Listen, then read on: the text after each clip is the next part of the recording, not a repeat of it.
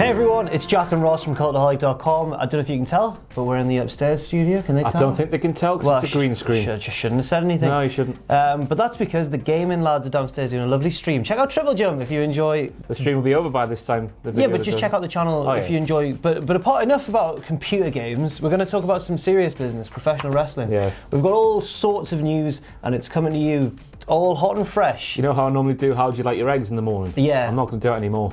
Because it's not the morning. Eric Cantona. Oh yeah. Can't do that anymore. Can't really.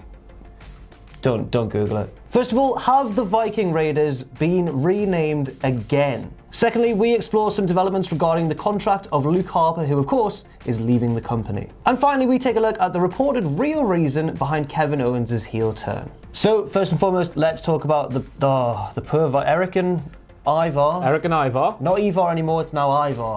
Was it ever Ivar? Apparently it was Ivar at the start, and that's been changed to Ivar. But the team name collectively, no one knows what's going on at the minute. So apparently the poor Viking Raiders may have had their name changed again. This is from was it a fan survey or something? It's fans, what the hell was it called? Fan something, I've had it written down. It's on the website, cultaholic.com. But they have a division where they send out surveys to the fans, and the fans can say ask questions like, oh, how do you think this is going? How do you think that's going? Tick the box to show how you feel.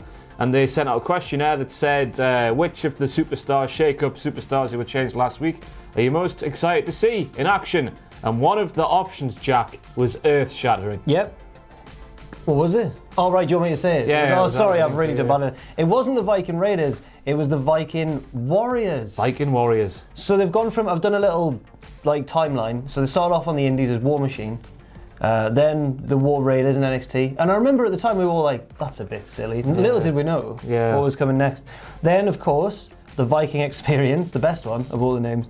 Then the Viking Raiders as of this week, but it may be getting changed again. Maybe it already has, who knows?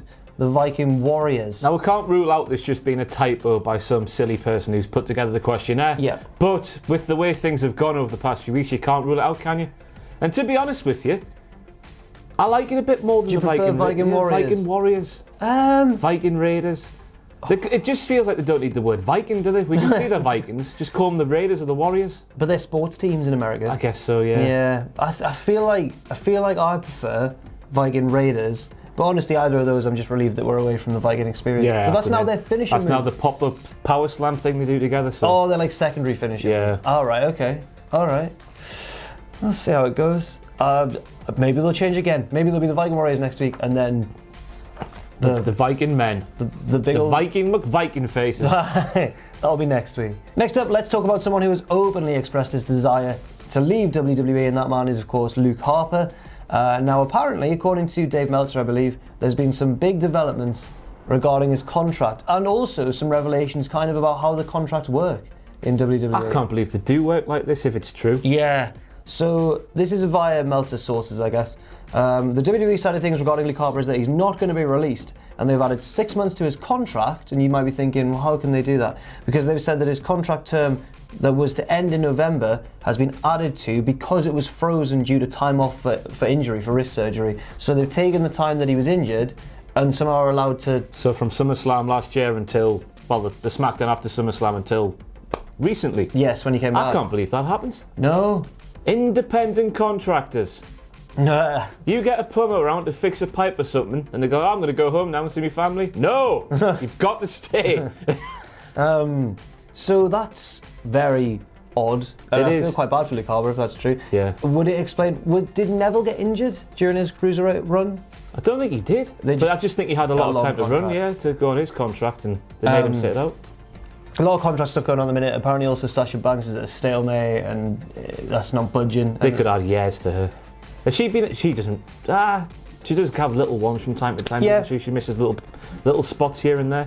But maybe they're going to put this holiday time they're giving her on there, just to slap her in the face a bit more. Mm-hmm. Now, apparently, Meltzer's drawn a contrast between Luke Harper and Goldust, because he was out for months and months and months with a double knee surgery, but because he never said a word and denied he was leaving when the rumours came out, he was given a release and was able to immediately walk into a good position with All Elite Wrestling. I'm surprised though. So they're punishing Luke for being honest. Yeah. I'm surprised that, it's the wrestling business, I'm surprised that they've let Goldust just leave. Actually. Yeah, I am as well. Because even though, I think Meltzer's argument, I remember reading, was like, oh well, Goldust isn't doing anything for WWE right now. but he's walked into a hot storyline straight away with All Elite Wrestling. Like, that's a match that people will buy tickets to see, the Cody Rhodes versus Dustin Rhodes whole thing. So I'm surprised that they've let that happen. I guess on one side, I think the last time he wrestled on a televised show was the Greatest Royal Rumble. Right. Like all that time ago. It feels like a lifetime ago. Was that this time last year? Yeah, last spring, yeah. But it still is a surprise because he's still a big name, isn't he? He's still pretty relevant as Goldust. So. It's a very strange situation. And the biggest development for me in this story isn't so much specifically with Luke Harper, but like this revelation that you can stick injury time onto the end of contracts. As if they're meant to get injured. Next up, let's stick with Meltzer for a bit, but let's talk about a different topic, which is Kevin Owens' recent heel turn on SmackDown, where, of course, he turned on Kofi Kingston after 1 week. Felt way too soon, didn't it? In the New Day. Yeah, but there's a reason for it, I guess, which you're about to say. There is a reason. In fact, I'm wondering how long he was meant to be babyface for if this hadn't happened. But it's thought to be because of Daniel Bryan's injury, which the details are still very sort of shadowy and closely guarded, which to me is quite worrying, actually. It is worrying, yeah. Yeah, because if he just sprained his ankle, they'd go... I don't know why you just wouldn't come out and say this is what's wrong, but when everyone's especially going, is it his head, which is like the worst possible thing. Yeah. That could happen. So, I guess the whole thinking behind this is the fact that Daniel Bryan got injured and the Money in the Bank match was supposed to be a rematch between him and Kofi for the WWE Championship. The same match at WrestleMania, but with the different man being the champion. But... instead now it seems obviously like they're building towards Kevin Owens versus Kofi, which I think, I'm actually assuming that Bryan's alright and he can come back and everything. I prefer this match. I think this fresher matchup. Yeah, I wouldn't have minded. I just like the new Daniel Bryan. I just think he's fantastic. He is really good. If there's one heel who can replace that heel, it's Kevin Owens. I know everyone just loves him because he's so hilarious in the role, but he still can be a detestable arsehole. So. Yeah. I want to see... Well, I wonder if he'll still keep doing the stunner. Can't do that. Not as a heel. Not as a heel. Surely not. I just want to see Kofi sell the stunner. But I don't think... No, I think you're right. I think they'll stop him from using that. It does feel soon because, of course, the whole idea behind Owens' babyface character was he was meant to be like a Dusty Rhodes, relatable. Yeah, he's a family man. He likes pizza like we do. And it's just sort of, you're right, I think. The more I think about it, the more sudden the heel turn has been. But I'm all right now there's an actual reason for it and they've had to do it, because when you look at the heels on SmackDown, there isn't really... I know Andrade is back now, but he seems to be doing one with Finn. I was going to say there's no one on that level. Yeah, there's no one in the main event heel, is there? So Owens is the guy. Well, I wouldn't mind seeing him win, to be honest with you. Kevin Owens. I know it might piss a lot of people off, but Owens is a world champion, isn't he? He deserves to be... He's never been WWE champion. It would be nice to see him win it. But I don't want him to win it quite yet. You could carry it on until SummerSlam, maybe a triple threat if Bryan's back. That'll be fun to watch. That'll be a great match. But do you subscribe to the theory that was meant to be Big E before he got injured? I don't think I do. I don't. I hope it wasn't.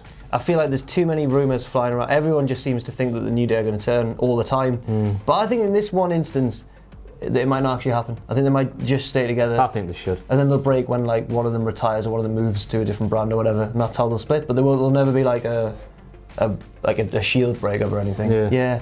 I hope not anyway. It'll be sad. And now, finally, let's look at one extra story, which is again about an injury, which is Jeff Hardy. Now, it was reported in various places recently that Jeff Hardy had injured his leg, and according to Meltzer, this means that they're actually going to have to drop the tag team titles. Him and Matt Hardy are going to have to drop the SmackDown tag team titles, which... It's a worry for more reason than one. Right. Jeff Hardy's injury is a worry, but also the team that's going to take the titles off them, that's a bigger worry for me. Because who's left on SmackDown? Because of who left... Oh, God. I looked at the roster page before and I don't think I've missed anybody off. But the full SmackDown Live tag team division is the New Day, Rusev and Nakamura, the Colons, the Good Brothers, the Singh Brothers, and Heavy Machinery. Oh. Ooh. Well, is there enough to have a tournament there? I mean, the Singh Brothers... They just get beat up. That's what their role is. They do their role very well, but that's what they do. Yeah. The Good Brothers want to go away, apparently. They want to be there. How are the Colons still employed? I don't know. Epico's the best, but no. Rusev and Nakamura, I guess they're two talented guys on their own, but as a tandem, they've done nought. They still feel like two singles guys. Yeah, they are. Which they are. Yeah. And then the New Day, you feel they're still sort of embroiled in the WWE Championship picture. So. Yeah. Heavy Machinery's got to be the leading contenders there to take it off the Hardy Boys. I just feel like they're not established enough yet on the main roster as well. But if the New Day won it, you could, I guess, do like a we've got all the gold. Me and Kofi, but they're not over Big E's. Oh, Kofi could be a double champion, I guess, but I think you're right. I think it's going to have to. The obvious one there, as obvious as it gets, I guess, is either Heavy Machinery or Rusev and Nakamura. It's not the strongest tag division in the world. It's not. And we were all saying that the Raw one's rubbish, but now we're building reversed it. They've done a Blazing Squad thing, haven't they? They have. It's now we're building like the Revival versus the Usos and stuff, which will probably be on like the pre-show, so it'll be good. It'll be a class match though. So hopefully both Daniel Bryan and Jeff Hardy have full and fast recoveries. In fact, apparently Jeff Hardy was seen at recent house shows where he's not actually wrestling in tag team matches with Matt. He's more like accompanying him to ringside and stuff, and he's been seen sort of limping about. He's kind of feeling it, but hopefully he gets himself sorted pretty soon. Thanks very much for watching, and let us know what you think in the comments section down below. You can follow Cultaholic on Twitter at Cultaholic and on Facebook at facebook.com/Cultaholic. If you enjoy what we do, then please do check out our Patreon, patreon.com/Cultaholic, where you can pledge. And don't forget, of course, most importantly of all, to hit subscribe and to join us.